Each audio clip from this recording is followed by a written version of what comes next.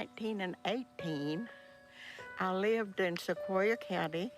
In 1918, my family was living in South Philadelphia. In 1918, we were living in El Paso, Texas. I was born and raised in Baltimore. In bustling cities and remote villages, in the United States and around the world, orphan children cried for their parents in 1918. People of all cultures struggled with the same terrible threat. And within a matter of months, as many as 50 million would be dead. In the United States, the death toll reached 675,000, 5 times the number of U.S. soldiers killed in World War I. What was that deadly threat?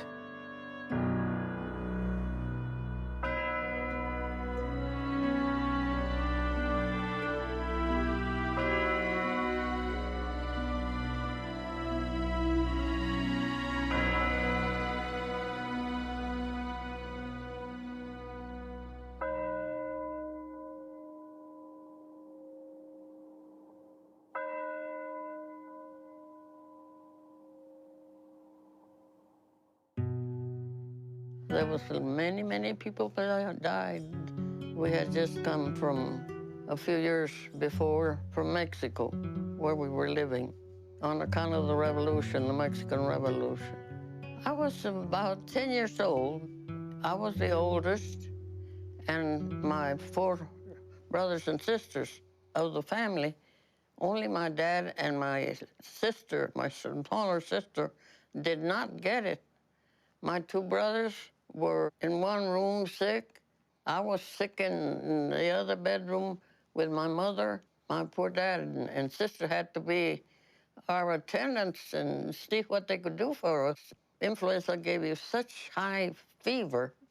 Mother told me that I thought her black hair was a cat, and I was afraid of it with the delirium from the high fever. People were left very weak with it on account of that high fever. And all schools and all public places and every place was closed. I guess nearly 2 or 3 weeks.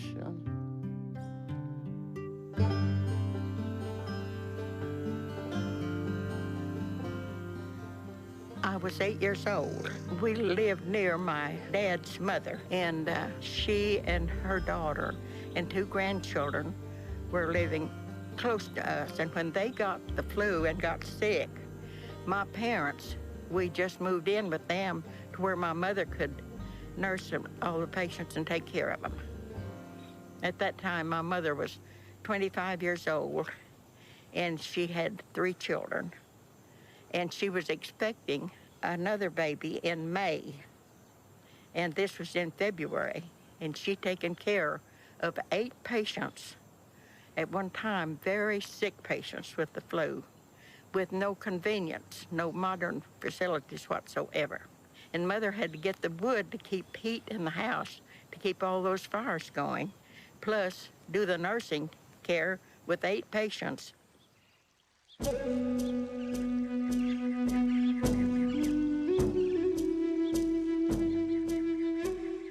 My father's name is Tell Us for Reina, but he always went by Tell Us Good Morning. Good Morning was his Indian name. At that time, he was working in Tennessee for a DuPont company. Every time anybody was sick, he would always bring up the story about how he got sick while he was in Tennessee and how a lot of people from the village that had gone were brought back sick. They were brought back in a train, he said. Some of them had passed away in Tennessee. In 1918, my mother was like just 11 years old, but she remembers they lived on the south side of the village. She remembers that church bell would ring every day, that there's a certain bell for a notice for the death. And she said she remembers as a little girl how awful it sounded. In 1918, as now, most people didn't think of influenza as a disease that could lead to death. We suffer through the flu season every winter. In the U.S., the flu season usually peaks between January and the end of March. The symptoms of a cold are usually a runny nose, sometimes low-grade fever, and just feeling a little wiped out. Influenza, on the other hand, is much, much more pronounced than that. People will generally have a high-grade fever, absolutely no energy whatsoever, muscle aches, headaches, a fairly dry cough. With a common cold, you may feel bad for a couple of days, but after 4 to 5 days, you're starting to feel yourself again. With influenza, it's sometimes 2 weeks or more. Really severe, it can go on to cause pneumonia. Complications from the flu cause an average of more than 200,000 hospitalizations every year in the U.S., and an average 36,000 people die from those complications. During seasonal influenza epidemics in the United States, there are certain groups that are at higher risk for complications. Young children, in particular those less than 2 years of age, elderly people, particularly people 65 years and older, persons of any age who may have certain underlying chronic conditions, for example, asthma, chronic lung disease, chronic cardiovascular disease, and in addition, pregnant women are at higher risk for complications from seasonal influenza.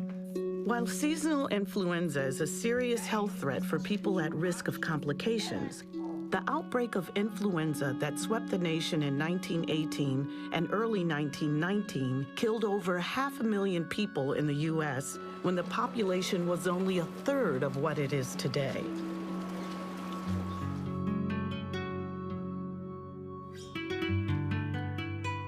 I was 4 years old at that time. I was living at the Trujillo Ranch in Members, Faywood, New Mexico. My mother was the midwife, and she tended to the people, delivery of babies and all that kind of thing. She used to take me with her to go and visit the new mothers, and I loved to go see the new babies. And I cried because at that time she didn't want to take me with her because she was tending to the sick and the dying. But the miracle about it is that she didn't get it. And according to her, none of us at home got it either. She would tell me about how people would die, sometimes two in the same bed, and they had no funeral services or anything like that. They would just carry them off to bury them. It was very hard for them to keep up burying the dead because they were dying so fast. One thing that stayed in my mind, because I used to hear it even later, was the pounding of the nailing of boards together, making, I call them boxes, coffins for the people. Whether people called it influenza, the grip, or the Spanish flu, it was clear this was not the flu that comes every winter. Today, we know that influenza is caused by a virus, the influenza virus. We know that the virus spreads from one person to another through droplets when people cough and sneeze, or through contact with the virus on someone's hand or a contaminated surface. In 1918, no one knew what caused it, where it started, or how to stop it. They were scared because it happened so rapidly, and they didn't know what was going on, what was happening, why. There were few communities in the U.S. so small or isolated that they were sheltered from the waves of deadly disease that swept around the world. The influenza of 1918 even touched remote Inuit villages in Alaska, sometimes killing every man, woman, and child, or killing the adults and leaving the children with no one to care for them. The 1918 influenza struck some native peoples in the Southwest very hard, too. I don't think the doctor resided here, but he came from Albuquerque. A lot of our people, older people, didn't speak the English language, so my dad would interpret for him what he was asking them to do, how to take care of themselves. They would work from early morning till late night, trying to visit every home in the pueblo. In the morning, when they got to some of the homes, they would find maybe 2 or 3 people in the family that had passed away during the night. Every day they were burying people. The church bell would be tolling from morning to evening because of so many deaths.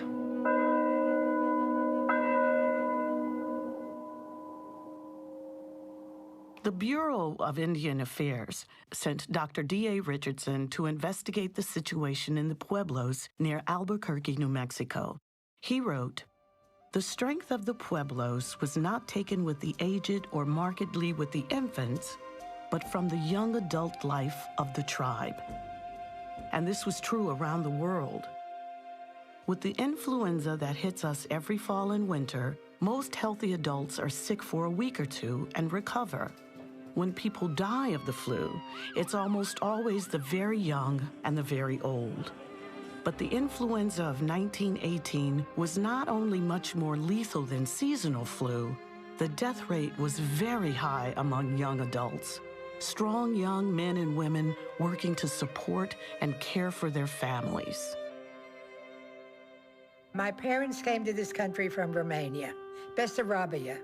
In 1918, my family was living in South Philadelphia. I think it was a neighborhood mostly of immigrants. It was a hard life. It was a rough life. My mother and father and my two sisters all had the flu. It was a very sad period. There was like a sadness over the city. When you looked out, you saw hardly anybody walking around. People stayed in their houses because they were afraid. And they said that it seems that if it killed you, it did it fast. Because I remember them telling me that a young neighbor, they saw him coming home. They watched from the window, he coming from work. And the next afternoon, they saw him carried out. He died. Of all the cities in the U.S., Philadelphia had one of the highest rates of sickness and death and the most disruption. The city resisted putting measures in place that might have limited the spread of the flu. Measures such as prohibiting public gatherings where the flu could spread easily. The city allowed a large parade to take place to raise money for the troops fighting World War I. Although the marchers and crowd wore gauze masks, many people caught the flu from those who were already infected. Baltimore fared almost as badly as Philadelphia. Soldiers at Camp Meade, south of the city, became sick in mid-September, and by early October, there were 2,000 cases in Baltimore. Officials hesitated to close schools and other meeting places, which would have reduced contact between the sick and the well. Hospitals and funeral homes were overwhelmed, and the workers who kept the city and its businesses running were too sick to get out of bed. Bethlehem Steel went around and got all these men from down south to operate the mills, and there were just thousands of men coming off from the mills. My father worked for the Bethlehem Steel Company's bakery. The only black baker they ever had was my father, Henry Lindsay. The people were very kind to one another, and there was a place where everybody looked after one another. In the barracks, nobody lived in there but the men who worked for the Bethlehem Steel. Some of them in there died, and the men who were around them didn't even know they were dead. Come home and there, the man dead. Don't know how long he'd been dead. Because they went to work. Could leave him there in the morning, come back, he's dead in the evening. My mother was sick in everything, and they quarantined us. We didn't visit nobody, and nobody visited us except this lady. This Mrs. Kizzy Thornton. She went round helping everybody who was sick. And I declare that lady never got sick of anything. Back in 1918, I was between 10 and 12 years old, I would say. And I got the flu, and it was just my mother and I. We were two of my friends. We went to elementary school together, and both of them were stricken with the flu. And I would go out to then Bayview Hospital to go visit her. And they'd put her out on a porch in the cold winter time, and they had blankets and a hood on her. But she died. Both of them died at a young age. People didn't understand, and there was no vaccine, but your parents did the best they could for you. The influenza of 1918-1919 was a pandemic, an outbreak of disease around the world which caused serious illness and death. Why was the influenza of 1918 so much more deadly than the seasonal flu we experience every winter? What was different about the influenza virus in 1918? The seasonal influenza viruses that cause annual outbreaks, epidemics in the United States during our fall, winter, and early spring, those are influenza viruses that are circulating among people worldwide.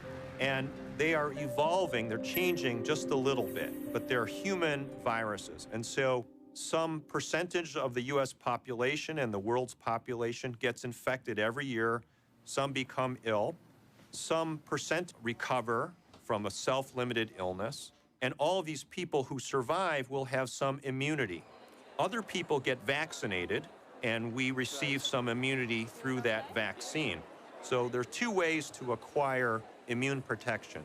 One is through natural infection, in which you recover, you survive, then you have immunity. The other is through vaccination. And vaccination stimulates our body's immune system to produce antibodies against the specific virus strains that are contained in the vaccine.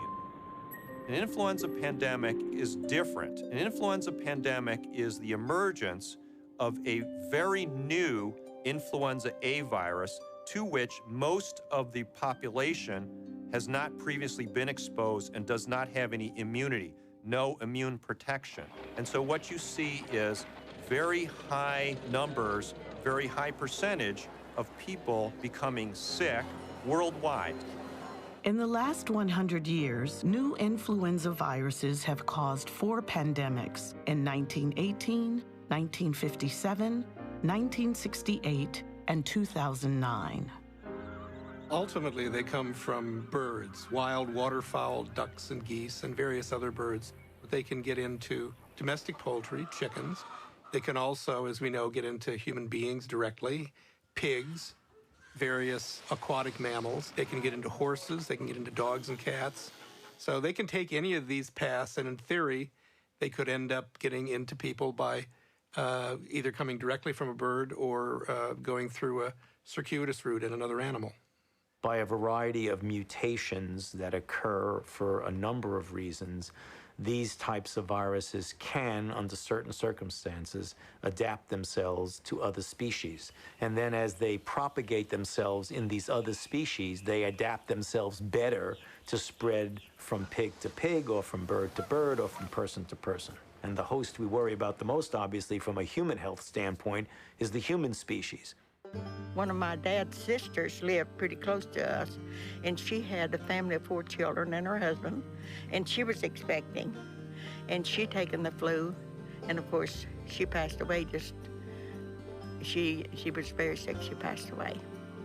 The ladies that taken the flu that were pregnant, all we ever knew died, and my mother didn't get it. We don't know why pregnant women die of influenza at a high rate, but it's been documented for well over 500 years. One of the biggest risk factors for a fatal outcome from influenza is pregnancy. Whatever the reason, it's pretty clear that pregnant women in 1918 were at very high risk. Pregnant women, of course, are going to be in the younger age ranges, but non-pregnant women and men in that age range were also at much higher risk of dying. Why this happened, we don't know. In any flu pandemic, people die from pneumonia. Some percentage will always die, but it tends to be the older folks, people who have chronic conditions like heart disease and lung disease, pregnant women, infants, and so on. This time in 1918, something very different happened. Otherwise healthy young adults died at a very high rate and constituted a fairly large percentage of the total deaths, something that's never been seen before. Why that happened is a mystery.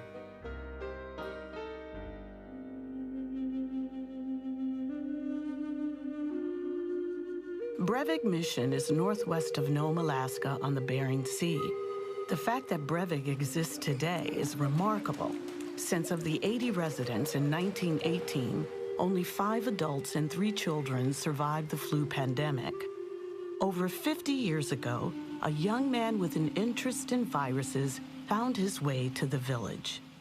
I was a medical student in Sweden, and I decided to travel to the United States and get a master's degree in virology. And then one thing led to the next and to the next, and I decided that go for my PhD. And one day we had a visitor, very prominent virologist, and I remember he's talking about everything that had been done to find out what was it caused the 1918 flu. And then it's like a 15-second comment at the end of his talk. He said, somebody ought to go to the northern part of the world and try to find a victim of the 1918 Spanish flu pandemic buried in the permafrost. And that victim is likely to have remained frozen since 1918. At that time, it was something 35 years or 40 years. And tried to recover the virus. And then he went to something else. And that 15 seconds, I happened to be there and heard it. I immediately went to my faculty advisor to ask him, could that be a subject for my PhD? He said, oh yeah, why don't you go in it? I happened to have worked during the summer of 1949 for a paleontologist in Alaska. The paleontologist, Otto Geist, had worked on the Breivik Peninsula and knew the missionaries and the villages there. With Geist's help, Hulton was able to review copies of mission records from the fall of 1918. He found that the military had very good records showing the location and thickness of the permafrost in Alaska. On the basis of that, I decided on three villages. So I showed up in June, and I went to the first village. It's called Nome. It's a rather large city, actually, Nome. I went into the mass grave at the cemetery and discovered that the river that normally had flowed on the side of the village at some distance away, it had changed course. Since 1918, it had come into the village and melted the permafrost. I could just see it. And then I engaged a bush pilot to fly me to another village called Wales at the Bering Strait. I found where the mass grave was, clearly marked with a large cross. And the bluff had fallen onto the beach and almost excavated or invaded the mass grave. So I figured there is no permafrost here. So the bush pilot flew me to what today is Breivik. But there was no way to land there. I had to land on the beach at some distance away in another village. And then I had to cross some water with a whaleboat. Got across this really sizable water, and then I had to walk about 6 miles in soggy tundra. It was just beginning to melt, and then went on to Breivik. They had a village council, the Council of the Elders, and it's a matriarchal society. So the eldest woman of the largest family makes decisions or heavily influences decisions. And little did I know that was going to be very important later on. Fortunately for me, there were 3 survivors of the 1918 pandemic still alive. So I asked them to please tell the other members here of the council what it was like in that November week when 90% of the village died. That I said, if you allow me to enter the grave, and if I am fortunate enough to come find the right specimen, I will take it back, the specimen back to my laboratory, and if everything works out well, it will be possible for us to develop a vaccine. So in the next pandemic coming, threatening you, we will have a vaccine to immunize you, protect you. And they understood what vaccine was because they had been immunized against smallpox. The matriarch, Rita Olanna, was in favor of that. So that influenced the decision. So they allowed me to open the grave. So I went out on the grave site and started to dig, and in about a foot down, I came onto permafrost. Very hard now, frozen ground. And I started a fire. Got driftwood from the beach and climbed up on the bluff, and there were the mass grave, and started to melt the permafrost. And on the end of the second day, I came down about 4 feet, and there I found the first victim. Young child, a girl, I estimated 12 years of age. But the condition of her body at 4 feet from the surface was so good that I was confident that down deeper they will even be better preserved and adults and so on. 72 bodies in that grave. Now, I didn't come alone to Alaska. I had my faculty advisor, influenza virologist. I had a pathologist, one of the professors in the department in Iowa, to perform the postmortem examinations, and then autogeist. So there were 4. I was out there ahead of them to scout the grave, to test dig. A day later, they came to the same beach where I had landed earlier, and we traveled the same way back to Breivik. Now there were 4 of us digging, so we could do it very rapidly. About 3 days later, we were down 6 feet. And then we found 3 perfectly preserved bodies. And the pathologist performed the postmortems on them, and the lungs were perfectly preserved. Then we left, thanked the villagers, closed the grave, and I took some pictures, of course, all the time. So eventually got to Iowa with this, and I started to try to grow the virus, trying to find an alive influenza virus. Week after week after week after week, I got more and more discouraged. And eventually, I had no more specimen. And the virus was dead. And there went my PhD. I could see it fly out through the window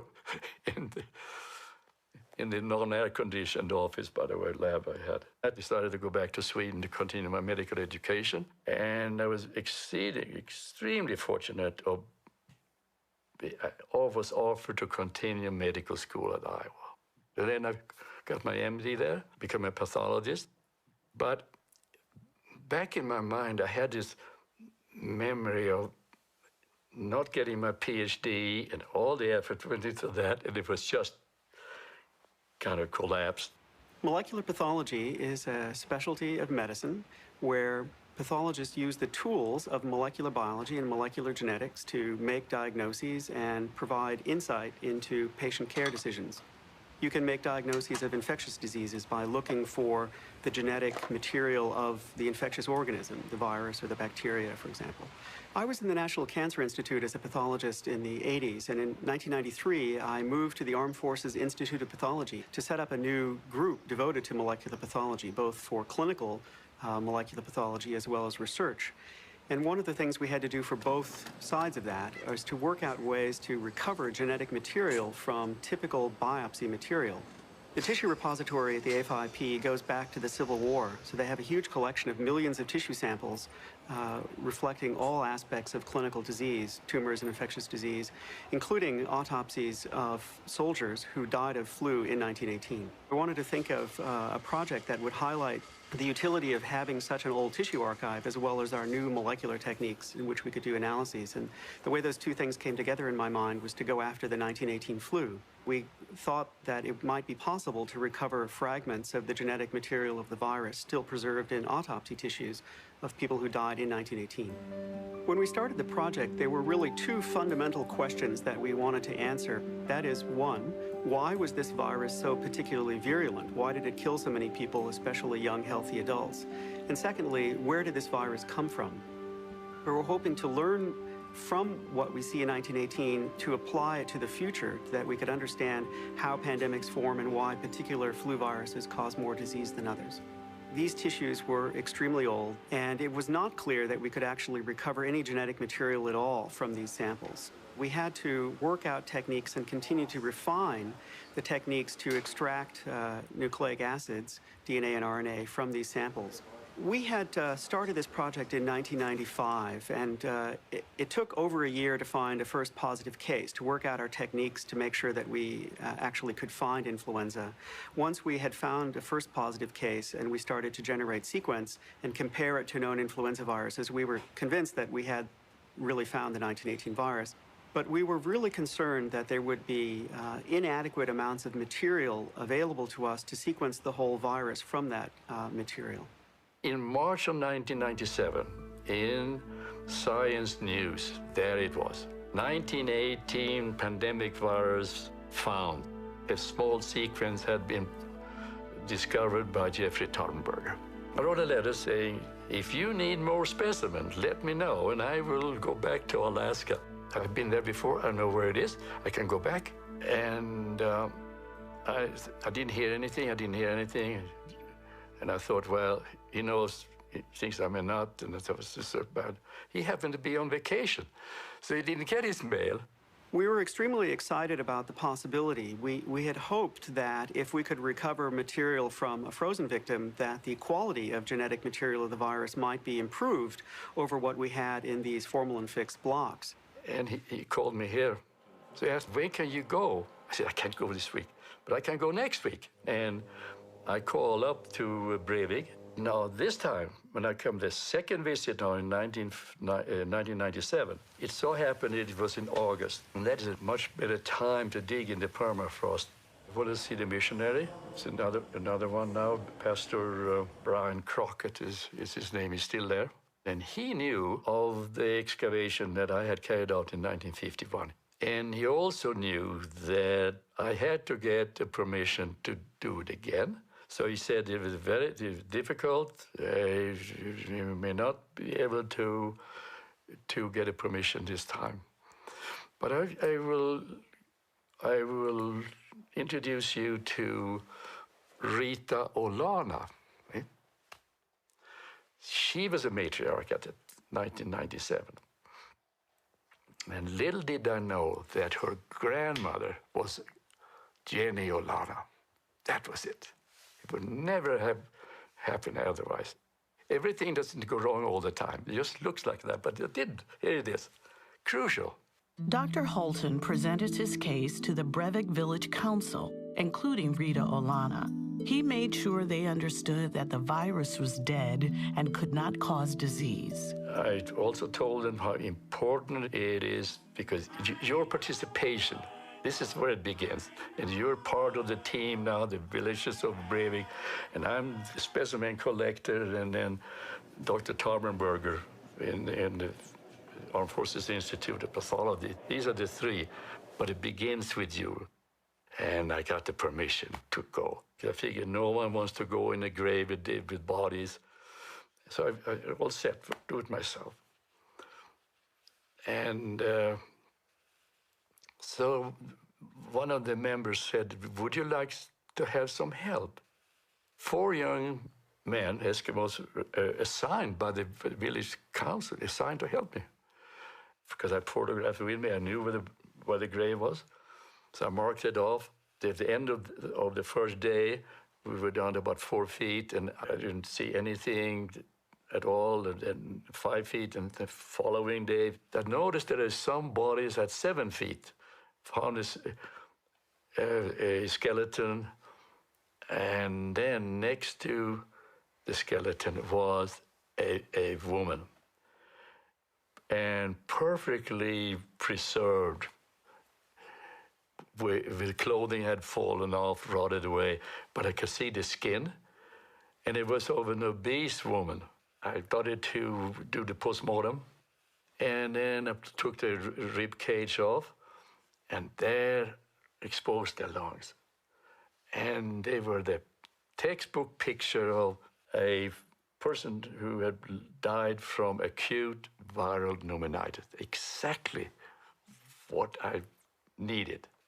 The subcutaneous fatty layer, Lucy, and fat inside, of course, also, that had protected the lungs from the occasional thaws of the permafrost that had reached 7 feet down. The Eskimos are not obese. There's not that much food around, and they were active and hard work, in particular in 1918. So find one who had extra calories, storage calories. That was just remarkable. And here was a woman who had ample food, had a good husband, good seal hunter, walrus hunter, brought all this food for her. Can you imagine how fortunate? And then I decided before I leave, I'm going to make new crosses, show my gratitude to the village. I had photographs of the original crosses. I knew how tall they were, the width, everything.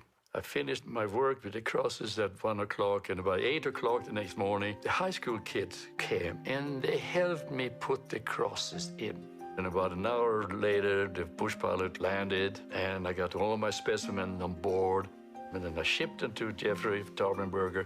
The advantage that we had was that the formalin-fixed autopsy tissue samples were extremely tiny, just the size of a fingernail, and so were very limiting, where he was able to provide us large sections of an entire lung, so that even though the quality of RNA was lower, we had so much more material to work with, it became absolutely clear that we would be able to sequence the rest of the virus from that material. And I figured it would take weeks and weeks before he had any inkling of that the specimens were good. Like 10 days later, he called and he said, Joel, we have it. Specimen is good. And we have lots of specimen. Great material, and this is going to be wonderful. It was a great day for me because I started in 1955 and finally in 97, here it is, made it. But again, without the Eskimos in Breivik, nothing would have come. The effort to sequence the entire genome of the 1918 virus from beginning to end took 10 years. It was a very laborious process. More than 13,000 pieces of genetic information that had to be put together as a total. So if he gets a sequence or a stretch of the gene, a little piece, so he has it, looking at it here, and her gene is this long, when it's fully built, and this piece, where does it fit in here, or is it in this end here, or is it this way, and what comes to the left and the right, and day after day, month after month, putting these things together, year after year. So 13,000 pieces plus pieces had to find this proper place. And it's incredible. It's clearly a virus that was human adapted, but genetically it's very bird-like in its sequence. It's very avian-like. And so what we think is that it is an entirely avian-like influenza virus that somehow adapted to humans. We now know that there are a number of mutations in several of the genes that are absolutely crucial in the adaptation to humans. And so you could imagine using these mutations as a screening tool to assess the significance of a bird strain as to whether it was actually moving along the path that would make it adapt to humans.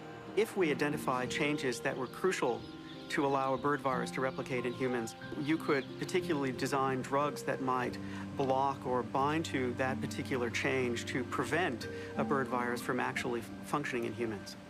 The 1918 flu had as its most unique feature the fact that it had a high propensity to kill young adults ages 15 to 40. Even having the entire sequence of the virus in front of us, we do not yet understand why it behaved in that manner. I favored the idea that people in that particular age group might have had the wrong sort of immunity to the 1918 virus, some kind of immune response that actually made them more susceptible to die.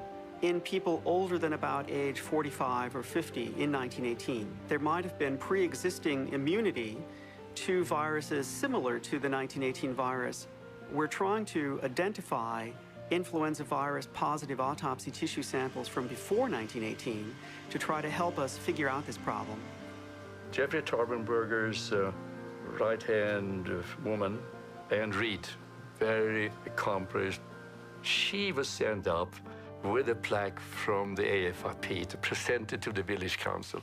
If this Tarpenberger's work brings antiviral drugs and good vaccines and the savings of hundreds of millions of lives, it began with Rita Olanna and Jenny Olanna.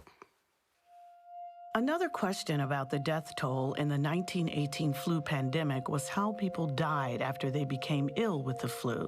Dr. Taubenberger and Dr. Morens examined not only the autopsy tissues in the AFIP collection, but also autopsy reports from all over the world of people who had died of pandemic influenza.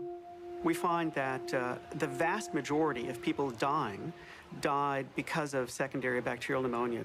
What we think happened is that a very virulent influenza virus caused such an extensive inflammatory response in the lungs and caused such tissue damage that bacteria like strep or pneumococcus that are very commonly carried in the throat of normal individuals could spread down into the lung and cause a disease that would ultimately actually kill the person.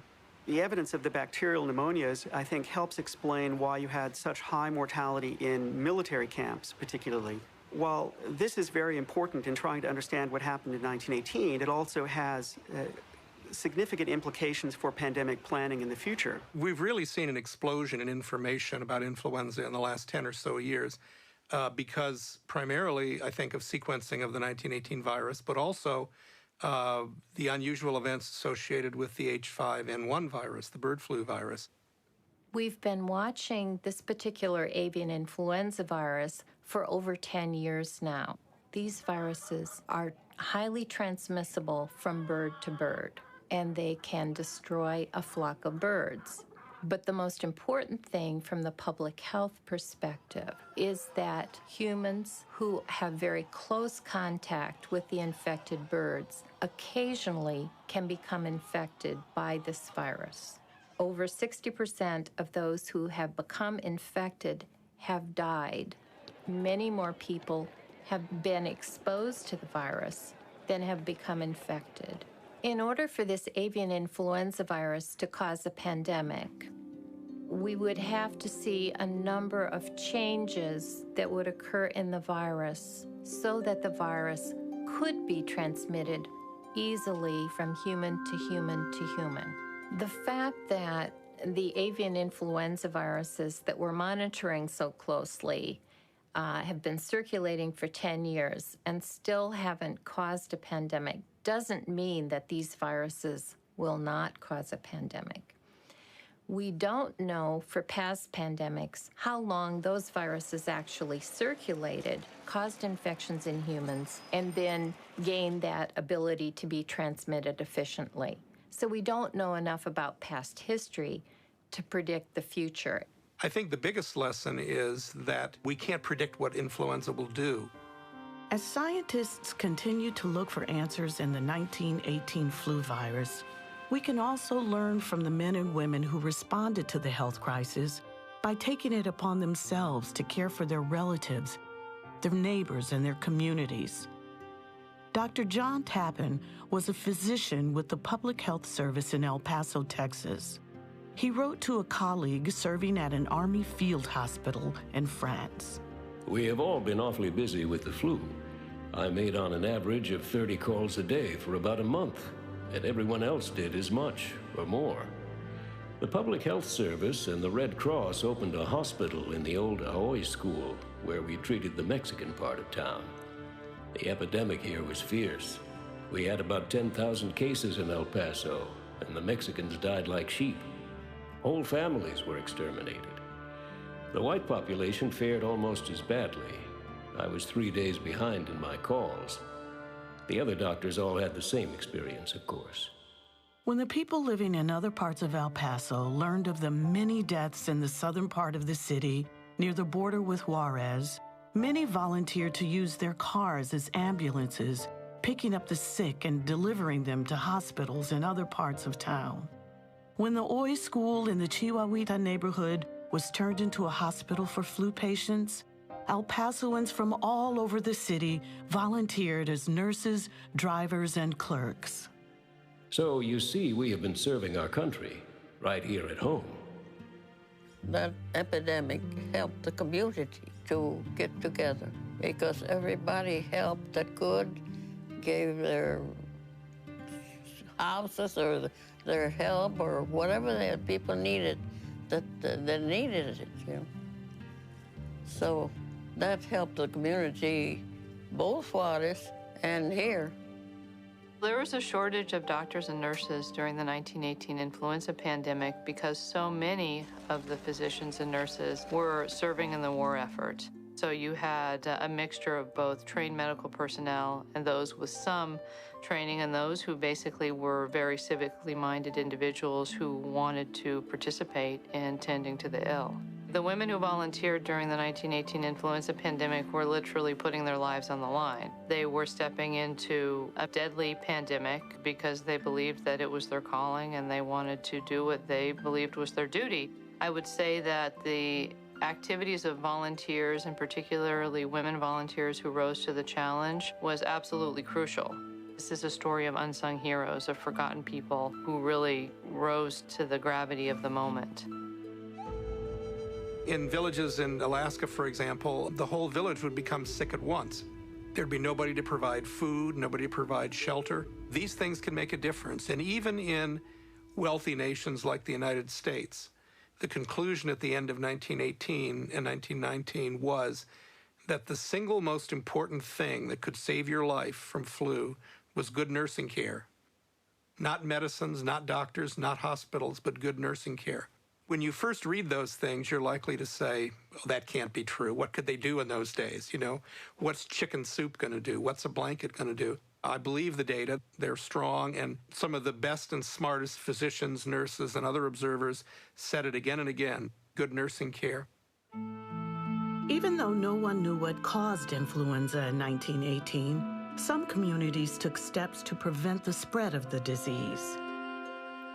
In our group at the Center for the History of Medicine, we have been looking at 43 American cities during that pandemic to see exactly what they did to stave off the epidemic, or what they didn't do for that matter, what worked, what didn't work, and what were their records.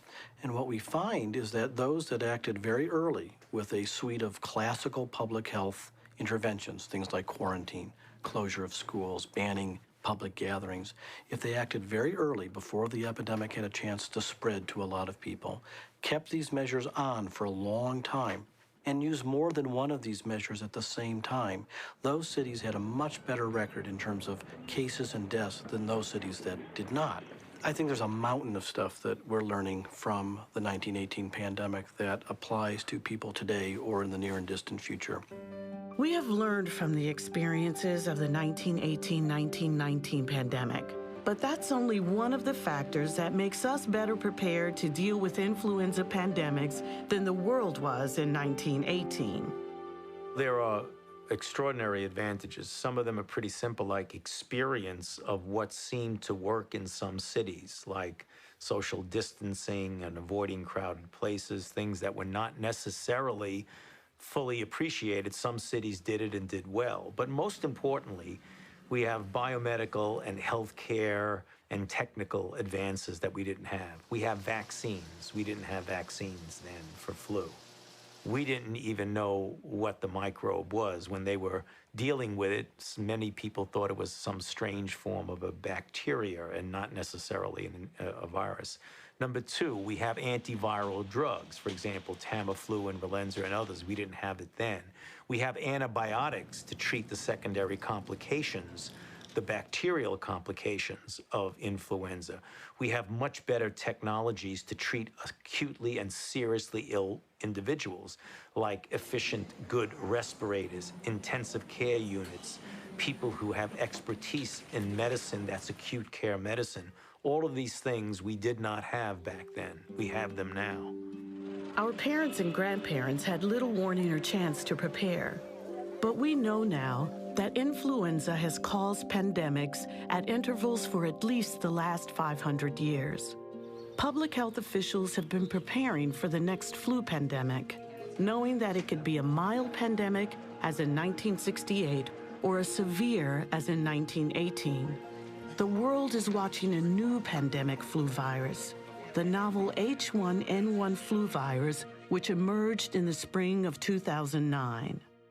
We know that the new 2009 H1N1 virus is in almost every country of the world already. Fortunately, so far, the 2009 H1N1 virus doesn't appear to have that level of severity that the 1918 one had. The 2009 H1N1 virus is affecting people differently than seasonal flu strains. The illness is most common in young people, children and young adults, but we're also seeing hospitalizations and deaths, in particular in people who have conditions that increase their risk of complications. Pregnant women have really been heavily hit by this virus. In the United States, and reports around the world suggest that Native populations may have a higher risk of severe illness caused by the 2009 H1N1 strain. We want to be ready, and we want to make sure that these populations are served and that they have good access to health care and to the vaccination. Everyone has the experience throughout the world that the best way to contain influenza is by getting a very efficient and safe vaccine. Vaccines, given the current technology, and even in more modern technology, you don't make a vaccine overnight. You have to first find out what the virus is you're dealing with, and then you go through a multi-step process in order to get enough vaccine to protect the population. That multi-step process generally takes several months, usually along the line of 6 or more months. Vaccination is a really important part of our response to the 2009 H1N1 virus, but it's important to say it's not the only part of it. We have a whole series of mitigation efforts and a whole series of communication efforts.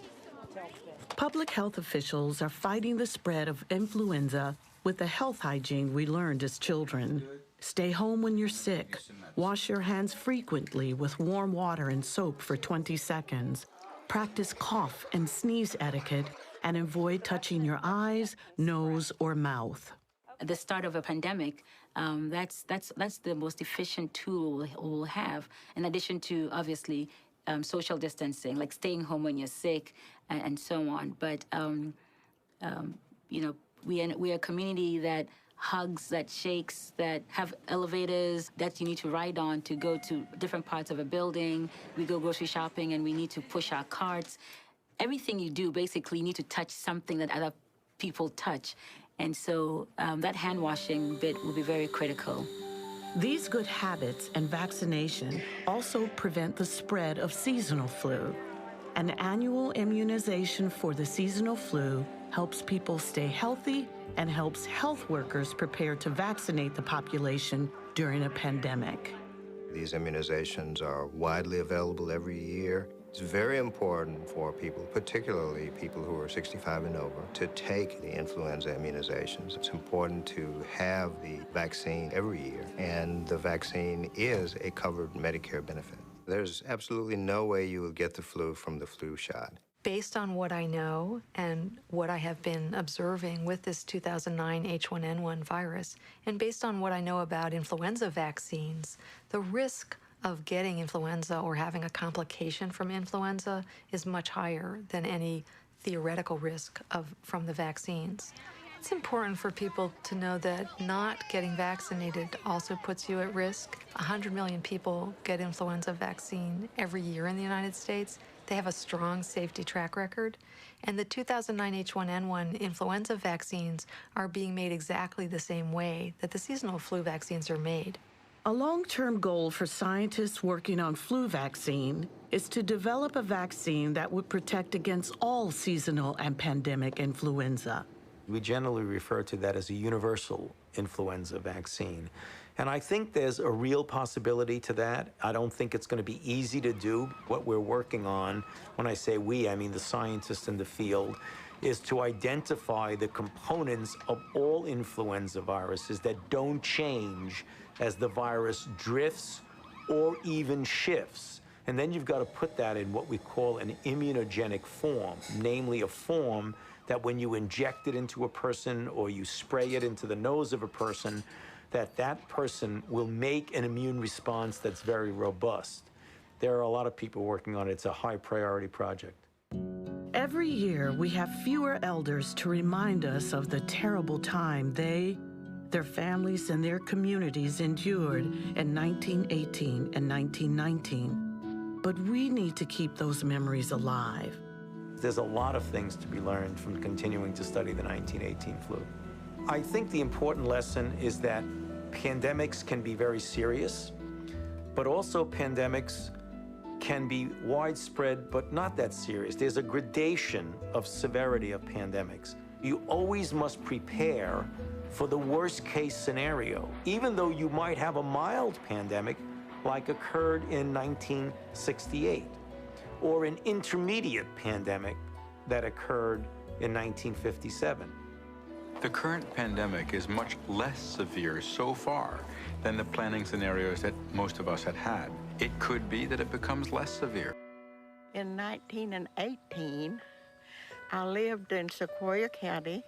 In 1918, my family was living in South Philadelphia. In 1918, we were living in El Paso, Texas. I was born and raised in Baltimore.